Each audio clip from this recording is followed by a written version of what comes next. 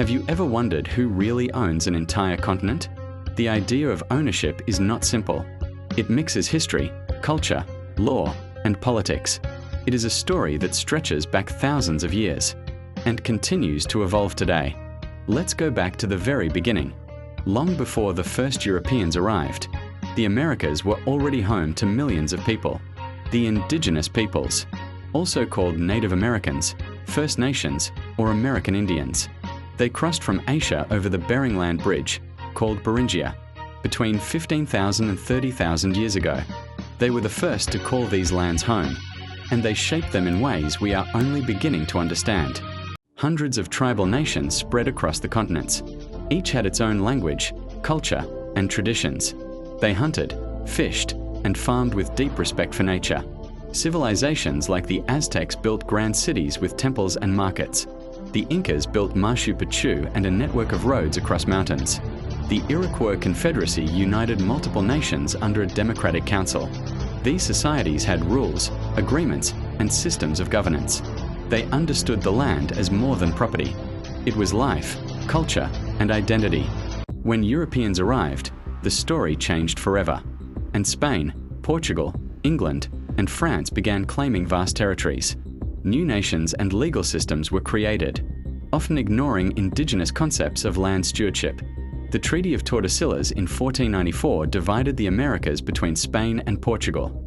It was a document drawn in Europe, far from the people and lands it claimed to control.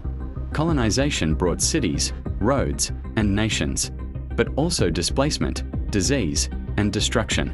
Millions of indigenous people died or were forced from their homes. Cultures were lost and rewritten. Yet the resilience of indigenous nations still remains today. Fast forward a few centuries. The Americas are now home to dozens of independent countries. From Canada to Argentina, from the United States to Brazil. Land is governed through laws, property deeds, and national regulations. In countries like the United States, land is considered collectively owned by the people. Governments act as stewards. They manage the land for development, preservation, and public use. Cities grow, highways cross forests, and borders are protected. Yet ownership is still more than law. So who really owns the Americas? It depends on perspective. The original indigenous peoples have lived here for thousands of years. Their stories, traditions, and sacred lands remain today. They are the first stewards of this land. But modern nations and their citizens exercise political and legal control. They decide how land is used and protected. They shape the environment through policies and planning. Ownership is layered. IT is historical and contemporary. It is both cultural and legal.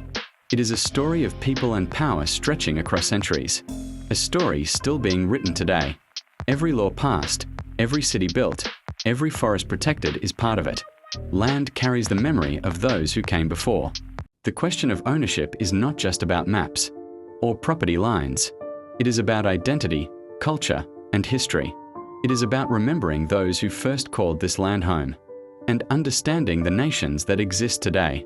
Land is not just soil and trees. It is life, culture, and human connection. Every river, mountain, and forest tells a story of survival, resilience, and transformation. The Americas have been shaped by many hands. Indigenous peoples, colonizers, settlers, and migrants from every corner of the globe. Each left a mark on the land. Each shaped how it is governed and used. And each shaped the way people understand ownership. In some countries, indigenous land rights are recognized. In others, they remain contested. Many nations are working to restore land or respect cultural heritage. But the tension between historical ownership and modern governance remains. This tension is not just political. It is deeply personal for millions of people who see the land as part of who they are. To care for the land, to preserve history, to ensure future generations can live and thrive. It is about understanding and connection, about respecting the layers of history that exist beneath every hill and river. So when you ask who really owns the Americas, there is no single answer. The indigenous peoples hold deep historical ties that stretch back thousands of years. The modern nations exercise legal and political control today. Citizens make decisions through governments and laws. Ownership is both past and present. It is both cultural and legal. It is a story written over millennia and still unfolding. They belong to those who first called it home. They belong to the nations that govern it today, to those who remember, and to those who will inherit it tomorrow. Ownership is not simple. It is complex and layered. It is history, culture, law, and responsibility.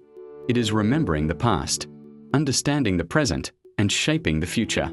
The story of ownership is also a story of humanity, of how people interact with the land, of how we value culture and community, of how we balance growth and preservation, of how we recognize the rights of others, and learn from those who came before.